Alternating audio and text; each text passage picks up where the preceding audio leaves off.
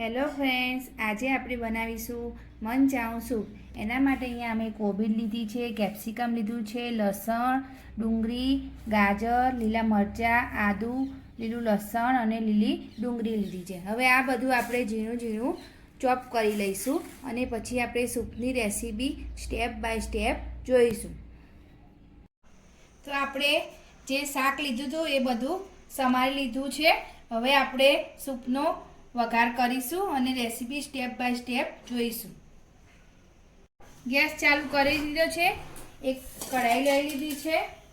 એમાં 1 ચમચી જેટલું આપણે ઓઇલ લઈશું. તો હવે તેલ ગરમ થઈ ગયું છે. સહેજ હિંગ નાખીશું. પછી આપણે જે શાક સમારી તેમાં એ એડ કરીશું.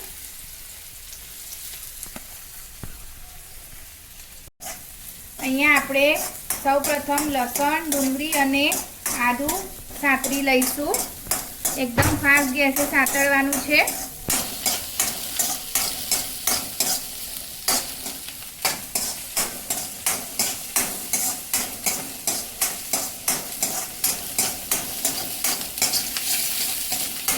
એમાં આપણે લીલા મરચાં એડ કરીશું.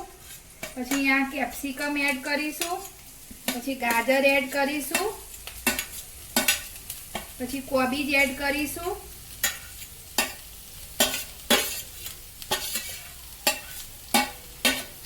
પછી અહીંયા લીલા મરચાં સમાર્યા હતા એ એડ કરીશું. હવે બધું સાતરી લઈશું. આ બધું ફૂલ ફ્લેમ પર સાતળવાનું છે.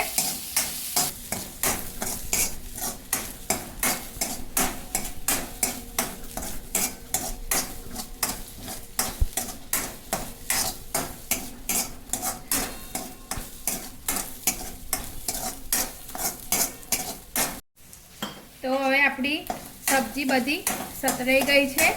હવે એમાં આપણે 1 ગ્લાસ જેટલું પાણી એડ કરીશું. તમારે જે રીતે ક્વોન્ટિટીમાં સૂપ બનાવો એ રીતે પાણી એડ કરવાનું. હવે એમાં આપણે 1 ચમચી જેટલો સોયા સોસ એડ કરીશું. તમારે જે રીતે ક્વોન્ટિટી હોય એ રીતે એડ કરવાનું છે. 1 ચમચી જેટલો રેડ ચીલી સોસ એડ કરીશું.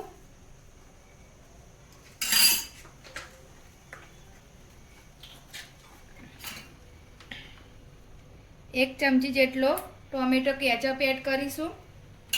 હવે બધું આપણે હલાવી દઈશું અને સૂપને અડધો કલાક સુધી ઉકળવા દઈશું.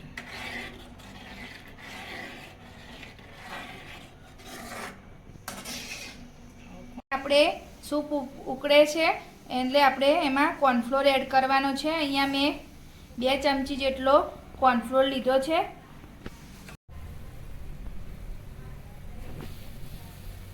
સૂપને ફૂલ તાપે જ ઉકાળવાનો છે.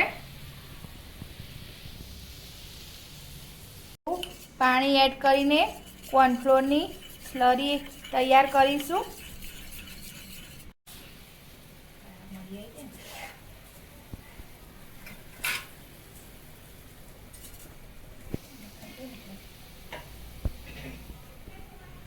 સ્વાદ અનુસાર મીઠું એડ કરીશું. પછી બધું એકવાર હલાવી લઈશું.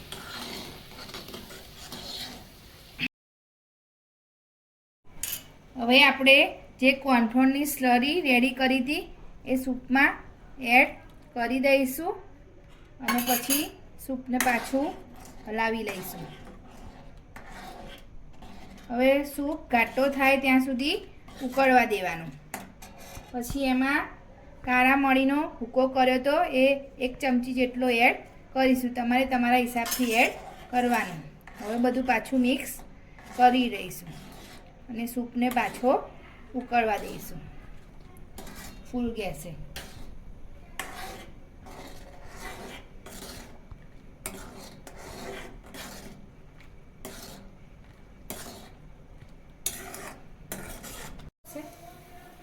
હવે એમાં આપણે 1 ચમચી જેટલું વિનેગર એડ કરીશું ખટાશ માટે. પછી એમાં આપણે અડધું લીંબુ નીચોઈ દઈશું. હવે બધું મિલાવી લઈશું અને સૂપને અડધો કલાક સુધી ઉકળવા દઈશું, એકદમ જાડો થાય ત્યાં સુધી.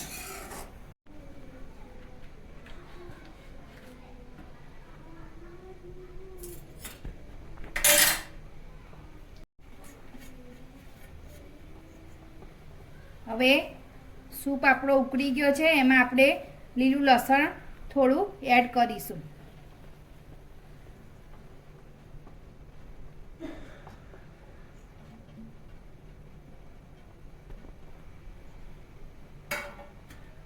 પછી હલાવી લઈશું.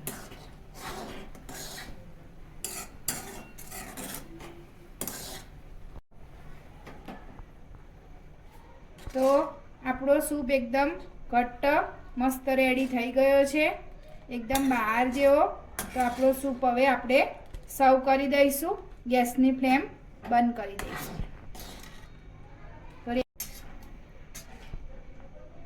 તો આપણે સૂપને હવે સર્વ કરી દઈશું.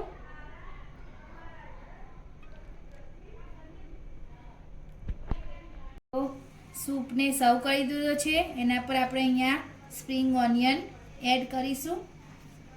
પછી અહીંયા આપણે થોડી સેવ આવે છે નૂડલ્સ, એ એડ કરીશું.